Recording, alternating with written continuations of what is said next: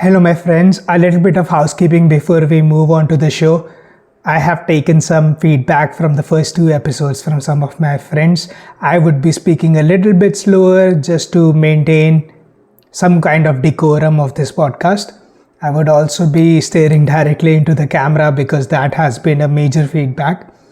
The other major feedback has been the alliterations that do come in instead of the pauses are kind of distracting. So I would be more mindful of that. It's just a speech pattern.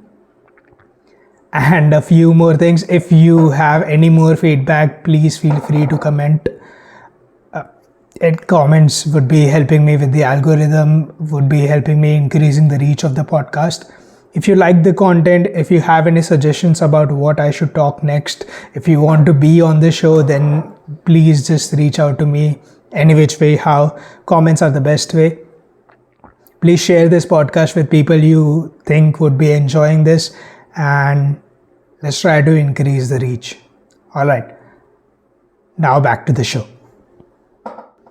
Hello, my friends. Welcome back to the Oatmeal Uprising podcast. This is episode 3. This world is still beautiful. The last episode was a lot more on the personal side. This episode is going to be a little bit different. We are going to delve into technicality of a topic which I am not that familiar with. To be honest, I did some research on the topic just before the podcast so that I had some material to speak on. It's a topic that deeply interests me and deeply scares me in a little bit of a way. You can say that. But how did this topic come into being is the first thing that I wanted to talk about. So I was reading a post on LinkedIn, right? A little bit about me is that I think it's more or less about most of the humans we'll meet. Most people every day, they have certain beliefs and the mind always tries to corroborate a story. So when you have a certain belief, you start drawing parallels to the things you witness in your life every day. You start looking at patterns that might not be there. Your mind wants to believe in something so strongly, it tries to find evidence in daily life to prove a story. It tries to form a story to prove your point. There's nothing wrong with that. It's kind of the way humans have always been. It has helped us grow this much into this organism that is more or less like ruling the planet, right? But if you delve deeper into let's jump right into the topic, okay? I was on LinkedIn, I was reading a post about the next gen computing systems, right? So I have some kind of fear about what AI is going to, or AGI, artificial general intelligence, is going to look like in the future. So my mind went into that direction, right? Whenever I read a post about AI, it goes into that direction about how the future is going to look like. But what I was reading was a little bit different. It was about the next gen computing system based on AI as the center of the CPU based architecture. So full disclosure, I don't understand this topic that well. I have a basic understanding of how state machines work and how the AI based hypothesized computing is going to work like, right? So basically this post was from someone in OpenAI, and they were hypothesizing a CPU architecture where neural network was at the core of it. So current CPU architecture is something like this. You have a very predetermined state, right? So every CPU currently is like a state machine. You have your inputs, you have a processing that is done in the exact same way every time. So for the exact same input, you get the exact same output. This is called a deterministic system. Now, what they are hypothesizing is a non-deterministic system, which is what LLMs or current generation of AI is based on. It is non-deterministic in the sense that it works on probabilities instead of certainties. So and it works on something called tokens. So for example, if I say a word, like let's say take the word unbelievable for example, right? So unbelievable has a value associated to it that a general computing machine would take it always as the same input, right? It's a normal series of alphabets. It's the same input. It will give you the same output. That is what normal computing does. When it comes to this neural network at the core computing, this new architecture, right? So what it is going to do is it is going to extract data from some kind of context. So I can say unbelievable in a few different ways, right? So there is speech patterns. I can say unbelievable with an exclamation mark. So that represents my mood. There is context before and after this word unbelievable as well.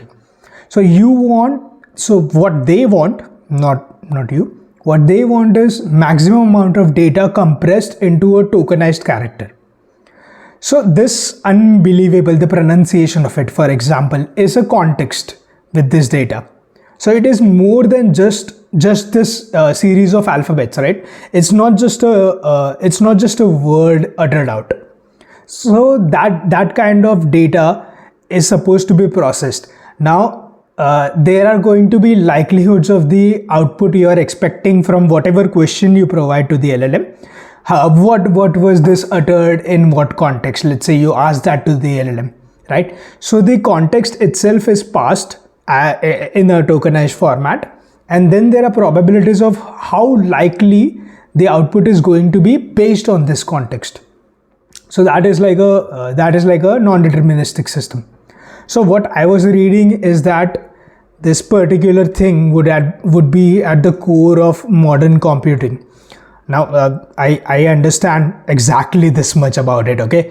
So I don't know how the token is processed. I just know what the token is. I just know what context storing is.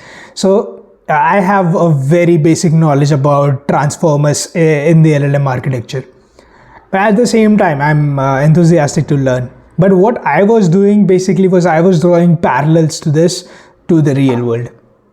The real world has always, I would say there's a lot of doom and gloom if you go online and if you just start reading the news. If you scroll Instagram for a while, you see a lot of doom and gloom, right? So this particular post that triggered that thought process in me. That thought process which involved neural network based computing at the core of it is going to represent our entire generation that comes later on. It could be in the next 2 years, you never know. With the way the tech expands, you don't know exactly what is coming next. Like I had no idea you could build your own personal assistant from scratch, like with 35% accuracy of a real personal assistant. But still, you can still build it right now. Like right now, if you go, there is open source LLMs that you can yourself code with the help of prompt generation to make a personalized assistance for you. Now, the utility of it is another thing that we may talk about some other time. But that is the current state we are in. So we didn't know how involved the technology gets and how fast it evolves. We almost never have that idea. So once again, coming back to the thought, I was drawing parallels to the world as I see it right now, because I have no idea how fast this particular tech is going to evolve. Is it going to be tomorrow? Are they going to replace the computer architectures? I know that's not a real possibility. They are still going to need a deterministic system, and the non-deterministic system comes on top of that. But it would be abstracted out to the general populace. So according to us, something is so radically changed that we can't even comprehend what was changed. Are humans ready for that? And that is a fear-inducing thought, right? If you look at the job market, a lot of entry-level jobs were replaced because agentic AI was able to do that work. Now, now we do see people trying to roll that back. AWS CEO actually came back and said that doing that with the help of AI has proven to be a wrong decision. Now this is just cliff notes from what I keep on reading on. So there's a lot of information to this, and I am not a business person, and I don't know business enough to delve deeper into this topic. Someday, if I know some business person who can come on and show some real data and throw some light on this particular topic, it would be nice. But as of now, what I know is what I'm speaking out, right? So coming back to this non-deterministic system. So the major reason I was thinking that was, who decides the probability of what is more likely? I use AI to fact check a lot of things right now. Now AI is a non-deterministic system. It runs on a transformer that has memory stored in context. It does not have a persistent state. It is extracting information out of context. So if I ask it something in a way, this experiment has been done. If I ask something that has a universal truth as an answer, it can go into directions where the context that I provide is going to still change the answer. Now, the answer that I wanted in this particular case, like the sun rises in the east, I wanted that as the answer. It's a universal truth. But the universal truth would be governed by the probability of what the person may like, of what the answer expected is better in that case. So that is going to influence opinions of people. Now that's a scary thought, right? But it made me look back into the entire annals of human history. We have always been easily influenced creatures. And we still grew to a population of more than 8 billion people right now. Documented, of course. Like if you go via undocumented, I don't even know what the population of Earth is right now. But that is the thought, right? Human beings are manipulative creatures, and we also get manipulated quite easily. But the thought of getting manipulated seems like what is going to benefit a probabilistic model, this kind of model, the most is opinions, right? Now, I have never seen human opinions to matter this much as they would be doing right now. If this particular hypothesis comes true, and the probability of pleasing someone takes precedence over the actual objective truth. Now, I don't know if that is going to be the case where AI is going to lean towards. Maybe someone will decide that no, this is not correct, and probabilistic system should not override any kind of truth. Any kind where the certainty is highest, right? So, like the affluency of the answer or the impact of it should not take precedence over the certainty of the truth, right? So in a realistic probability sense, if you ask it a question where the probability of the truth is going to be absolutely 1, 1 is the probability, right? But the context is more than just the question. It's how the question is also asked.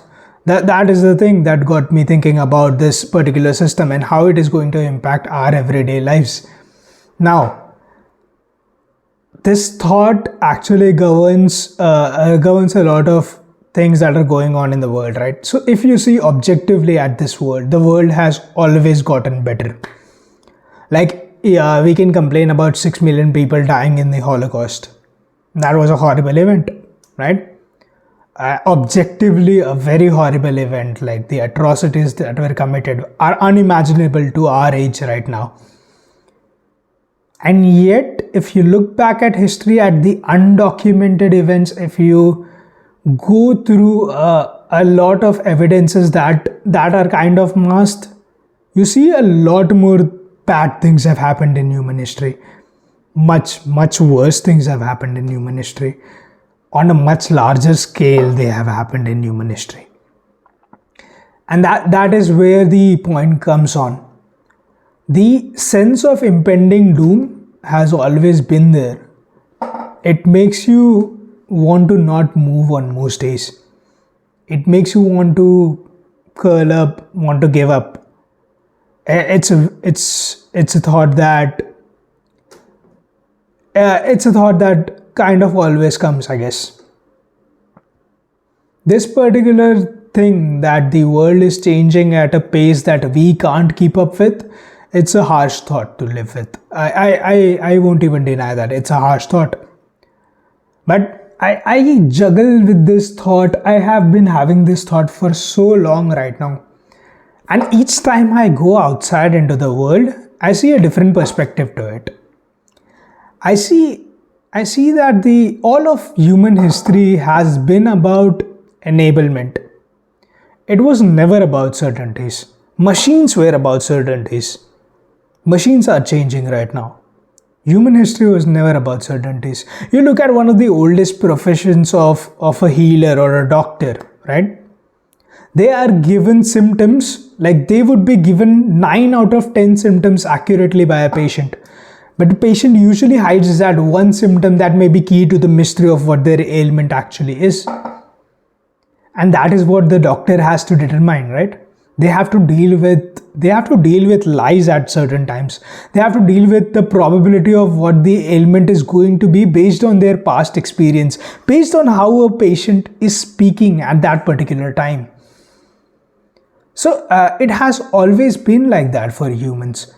We have always been probabilistic creatures.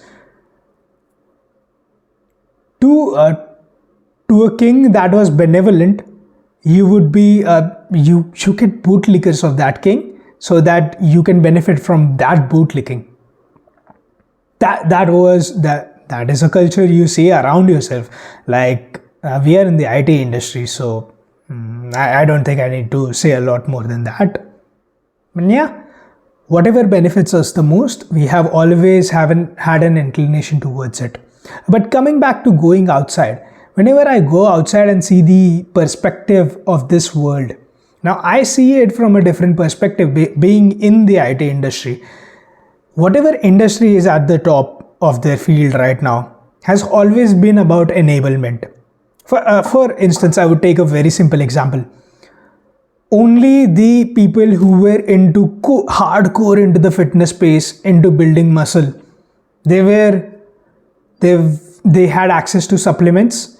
They are the only people who cared about supplements. They tasted the very shitty tasting protein powders, but they tried to enable people, right? They found ways in which fitness was really important to people, and that became mainstream now. It is still becoming mainstream. It has always been about enabling the lay person to get into fitness. So it's the exact same thing with AI. It was the exact same thing with the entire mobile revolution. Everyone having a device in their hand, getting more and more connected towards each other. The same thing with social media. It has always been about enabling each other. Like I have complaints that you see people filming videos. I'm doing this. I'm doing a podcast. This was never supposed to be a career choice for people, right? You get 3 or 4 people on the television who would get famous, or you would get some writers who would get famous. But now you have a phone, you have a way to just, if you are good enough at your craft, you can reach out to a broader audience and make a career out of it. And wasn't that the entire point of humanity? To go back to the arts, to be as creative as possible and let the machines do the work? The entire thing has been about enablement. So I went outside for this particular podcast episode. I needed to hear more about what was going on in the neural network based architecture. So I had to listen to a lot more podcasts. I had to listen to YouTube videos going through the architecture of the thing. Now I can go through the architecture that even I know right now. I don't have a whiteboard and the urge to actually the urge to pick up a marker and explain the architecture in detail with the function of non-deterministic probabilistic system is I'm itching to do that, one day we are going to get there where we have a whiteboard and I get to explain the entire thing. But right now I don't have that particular luxury, so I'm just going and doing I'm just speaking about this topic in a way that I know how. And I may be wrong. And if I'm wrong and you know better, please just comment, because I would love to have that conversation get deeper. This conversation is kind of important even to the lay person understanding that the tech world is changing in a way that is going to impact their physical world, that is going to impact their day-to-day life, is kind of important, right? So coming back to this particular, I had a lot of thinking to do. I had a lot of research to do for this topic. So I just went outside. I started listening to podcasts. I started listening to people speak about AI. I started listening to people speak about the new startup culture, about what is happening in the world. Because this was important. I needed that perspective about what is happening in the world. Now take this as an example, right? We all know that YouTube works on an algorithm, Instagram works on an algorithm. We try to see those things. We try to manipulate the algorithm in such a way that it is tailored to our preference, right? I am building my algorithm brick by brick, right? Most of us don't even want other people to watch through our account just because our algorithm would get messed up. Now that's kind of a beautiful thing to me. But going back to this, we determine the influence, what we get influenced by. The same thing I saw. You see a lot of delivery partners now, what they are getting influenced by. You see people in the restaurant business. So I was walking past restaurants and I see what matters to them. What is their priority? Is the scanners making a waiter's job easier? I don't know exactly. So I don't know exactly what is going to happen. But I see there are so many different walks of life, and I don't see in any way, in any kind of perception, all the walks of life just disappearing. And if they do, it's going to get extremely sad. But even after a world-stopping pandemic, we were able to bounce back. So I have that kind of faith in our race that we bounce back. Things change, things get uncomfortable, and uncomfortable things are going to be a part of life. That has always been the case. Palestine is stuck in a conflict right now. It could be India tomorrow. You don't know which country, which particular annal of history may repeat on which particular geographical location of this world. You never know what is going to happen. But if we just know this thing, humans bounce back, right? And coming to that one thought, that is that I'm getting bombarded by all of a sudden that doom and gloom feeling, that there is no real enjoyment in tomorrow. The world may be a simulation. You can be entirely nihilistic. Coming from a pessimist, this pessimistic point of view, it gets tiring after a while. So I wanted to leave with some kind of optimism. This is the end of the podcast. I want to tell you a few things. Okay, when you go out, there are things that are going to always be beautiful. When you go for a walk, you are walking a little bit faster than you did yesterday, maybe a little bit faster than you did last time. You're sweating a little bit. The air is chilly. It feels good. Maybe a song is playing in your headphones while you're walking. The song is good. You get reminded of a band you used to listen to because this song was on shuffle on Spotify or YouTube Music or whatever things you use. Or maybe you're listening to the Oatmeal Uprising podcast and his voice is so annoying. You think, how can a person be this annoying? But then you move on to the next podcast and that is better. So things are always going to be beautiful. That was the main point of it. So I guess I don't want to go too much into this topic, but if you feel like not waking up tomorrow morning, even after you're gone, tomorrow morning could be the morning you were waiting for. Okay? So be curious for that one morning. I'm saying this to you as much as I'm saying this to myself. It's curiosity and it's the faith in the human race that makes us survive most of the times. That's it. I don't think I have anything more else to say. Remember that the world is beautiful, and we are going to talk about artificial general intelligence one of these days, but not right now. This portion of the podcast was a little bit tech heavy, and I have been talking for 25 minutes straight, which is a new high for me. As far as this podcast is concerned, I when my eyes light up, then I have talked for 9 hours straight before, but my eyes haven't lit up in a while. So not today, but some other day. Okay, we may do a 9-hour run some other day, but not right now. All right. So this has been episode 3 of the Oatmeal Uprising podcast. Remember that the world is still beautiful, and I will see you in the next one. Bye.